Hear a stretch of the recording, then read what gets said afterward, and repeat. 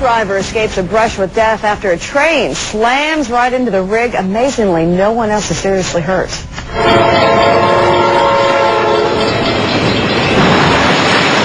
Boy, you can see the semi-truck trailer disintegrates as the Amtrak train plows right through it.